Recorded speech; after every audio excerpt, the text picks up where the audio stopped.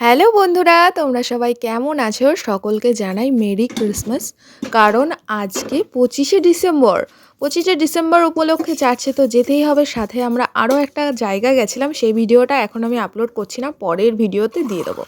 তো সকালবেলা ঘুম থেকে উঠে নিয়ে স্নান করে নিয়ে বসিয়ে দিচ্ছি ভাত। আজকে ভাতটা কিন্তু প্রেশার কুকারে করা হবে। প্রেশার কুকারে অনেকেই ভাবে ভাত ভালো হয় না, কিন্তু টেকনিক আছে। সেই টেকনিক ফলো করলে অবশ্যই প্রেশার কুকারের ভাত ভালো হবে। তো কি টেকনিক? আমরা 1 গ্লাস চাল নিলে তো 2 গ্লাস জল দিতে হবে এইভাবে। আর এখানে বানানো হবে একটু মাছের ঝাল। সেটা হচ্ছে সামুদ্রিক পটল মাছ। তোমরা এই মাছটাকে কি বলো জানি না। আর এই মাছটা বানানো হবে বেগুন দিয়ে। তো সামুদ্রিক মাছে সবসময় লবণটা কম পরিমাণ দিতে হয়, কারণ এমনিতেই লবণ বেশি থাকে মাছে। তো সামান্য পরিমাণ লবণ হলুদ দিয়ে মাছটাকে এপিঠ ওপিঠ সুন্দর করে ভেজে নিলাম। আর বেশি ভাজতে হয় না সামুদ্রিক মাছ। এখানে একটু ঝাল করা হবে, সর্ষে বাটা লঙ্কা দিয়ে ঝাল করা হবে। তো মাছগুলো ভাজা হয়ে গেছে। এবার এই তেলের মধ্যেই দেয়া হয়ে গেল 5 ফোড়ন। আর একটা কাঁচা লঙ্কা দিলাম, কারণ কাঁচা লঙ্কার তরকারি। আর আজকের রান্নাটা করছে আমার দাদা। তো প্রথমে যে বেগুনগুলো দেখলে সেইগুলো ভাজা করা হয়েছিল, আর বেগুনের যে ছোট পিসগুলো বেরিয়েছে সেটা দিয়ে এই তরকারিটা করা হবে, এতে আলু দেওয়া হবে না।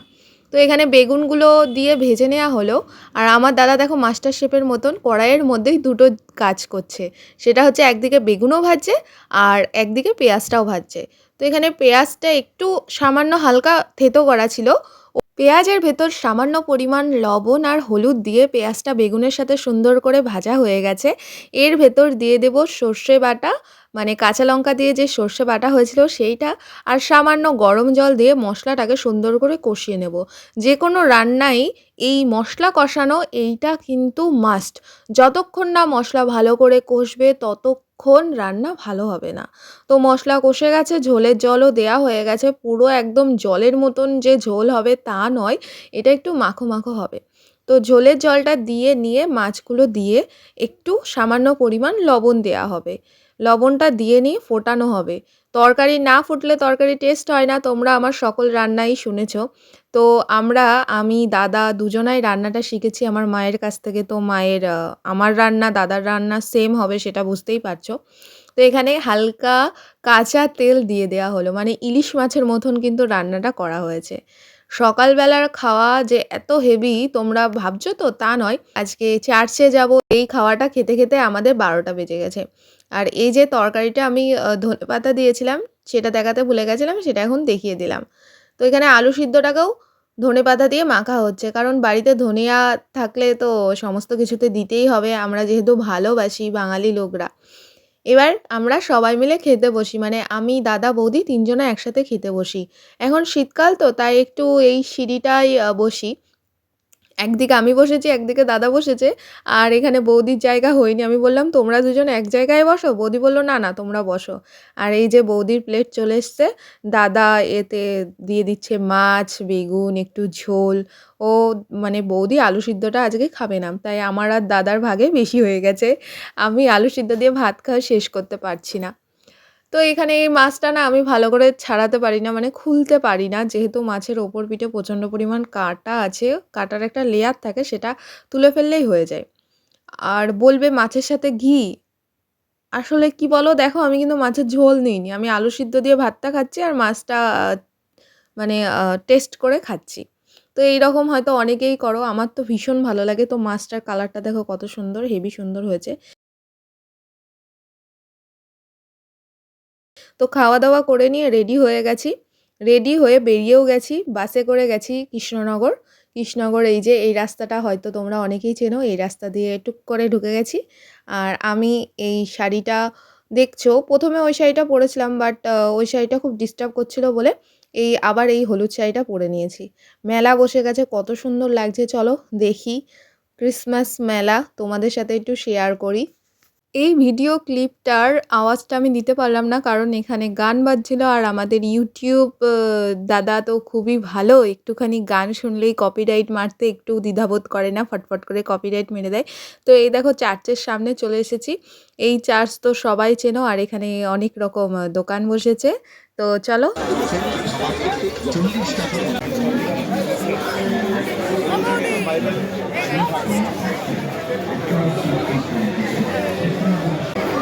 সব মোবাইল, মানুষজন চোখে না দেখে মোবাইল দেখবো। লে ভাই এই সাইড থেকে গোল মারবো।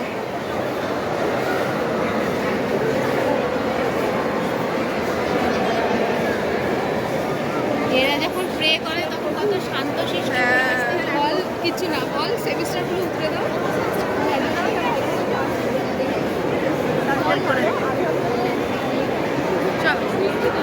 হ্যাঁ ওই ওখানটা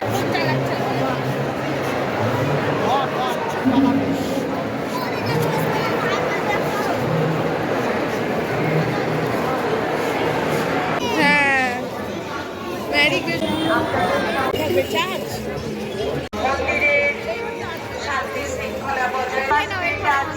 হ্যাঁ আসুন, যাতে আপনাদের শিশুরা সেগুলোতে হাত না দেয়। আপনারা ক্রিসমাস ডে থেকে একটু আগে এসে ফটো তুলুন, কারণ গাছটিতে কারেন্ট দেওয়া আছে। সাবধানতা অবলম্বন করুন। ধন্যবাদ।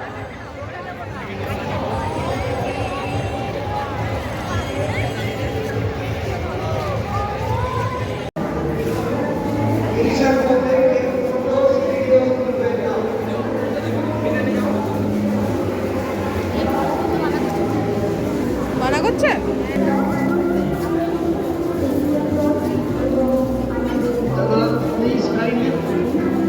Photos, videos are prohibited.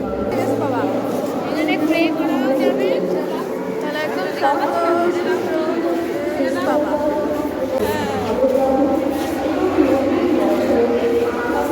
কালকে প্রোগ্রাম করা হয়ে গেছে রাত্রে।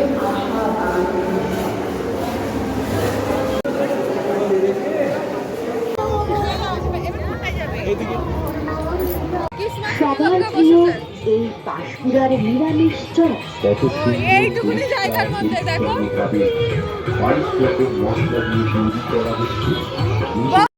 তো বন্ধুরা আমাদের মেলা ঘোরা কিন্তু কমপ্লিট হয়ে গেছে। আর মেলা ঘুরেছি, ঘুরে বাড়ি এসেছি। বাড়ি এসে এই ভিডিও ক্লিপটা নেওয়া হয়েছে, তার আগে আর ভিডিও ক্লিপ নিইনি। কারণ কৃষ্ণনগর থেকে বাসে করে বাড়ি আসতে হয়েছে। বাসে এতটা পরিমাণ ভিড় ছিল, মানে শুধু নিঃশ্বাস নেওয়ার জায়গাটুকুনি রয়েছিল। তো এইভাবে হুটোপাটি করে সবাই মিলে বাসে চড়ে এসেছি। এবার সোজা বাড়ি এসে ভিডিওটা শ্যুট করছি। আসার সময় আমি নিয়ে এসেছিলাম সিঙ্গারা, নিয়ে এসেছিলাম আর মিষ্টি নিয়ে এসেছিলাম। এবার সিঙ্গারার মধ্যে যে সসটা থাকে মানে চাটনিটা, ওটা আমার কাছে প্রচণ্ড ভালো লাগে। তো এই চাটনিটাকে কাটবো, কাইচি, এই কাইচিটাই ধারই নেই, কাটতেই পারছি না। বাধ্য হয়ে আমাকে চাকু নিতে হলো মায়ের এইখান থেকে। তো পেছনের ব্যাকগ্রাউন্ড কেউ কিছু মাইন্ড করবে না, কারণ দুপুরবেলা মা শুয়েছিল আর আমি এসে নিয়ে এত মানে ক্লান্ত ছিলাম যে পেছনের ব্যাকগ্রাউন্ড ঠিক করে নিয়ে করব। আর শীতকালে মানুষের ঘরের ব্যাকগ্রাউন্ড এরকম থাকে কিছু হলেও, সেটা তোমরা সবাই জানো। তো একটু নিজেদের মধ্যে মানিয়ে নিও। তো এখানে সসটাকে আমি ঢেলে নিচ্ছি। দেখো হেভি লাগে এই তেঁতুল দিয়ে, এটা কিন্তু মিষ্টির রস দিয়ে করে। তেঁতুল, মিষ্টির রস, আরও অনেক কিছু দেয় হয়তো, আমি জানি না। তবে যেটা মিঠা চাটনি হয় ওটা সেই আমি বানিয়েছিলাম দহি ভাল্লে যেদিন বানিয়েছিলাম সেদিনকে। তো এবার আরও একদিন বানাতে হবে। প্লেটে সিঙ্গারা সাজিয়ে নিয়েছি। এখন আমরা বাড়িতে 5 জন, তাই 5টা সিঙ্গারা এনেছি আর বাদবাকি মিষ্টি নিয়ে এসেছি। তো আমার ইউটিউব চ্যানেলের সাবস্ক্রাইবারদের মধ্যে কারা কারা সিঙ্গারা আর মিষ্টি লাভার আছো? আমি কিন্তু মিষ্টি লাভার, সিঙ্গারা খাই, খেতে হয় তাই খাই। আর বড়দিন উপলক্ষে বাড়িতে রাতের বেলা দাদা নিয়ে এসেছিলো এই যে একটা ফ্রুট কেক। এই কেকটা কিন্তু এগলেস, এই কেকটার দাম নিয়েছে 80 টাকা। আর আমাদের বাড়িতে এই যে আরও একটা ইউটিউবার আছে, উনি ওনার ফুড চ্যানেলের জন্য ভিডিও স্টার্ট করে দিয়েছে। তো এখানে আমি ভাবলাম যে খুলে দেখাই, কিন্তু এক হাত দিয়ে এটা খোলা যাচ্ছে না। তো বন্ধুরা তোমরাও বাড়ি নিয়ে এসে কেক খাও, কারণ আমি তো এখান থেকে সত্যি করে দিতে পারবো না, মিথ্যে মিথ্যে হয়তো সান্ত্বনা দিতে পারবো। তো যাই হোক বন্ধুরা, আমার ভিডিও যদি ভালো লাগে অবশ্যই লাইক, কমেন্ট, শেয়ার, সাবস্ক্রাইব সমস্ত কিছু করে রেখো। আর বেল আইকনটা অল করে রেখো। তোমরা সুস্থ থেকো, ভালো থেকো। নেক্সট ব্লগে দেখা হচ্ছে, টাটা।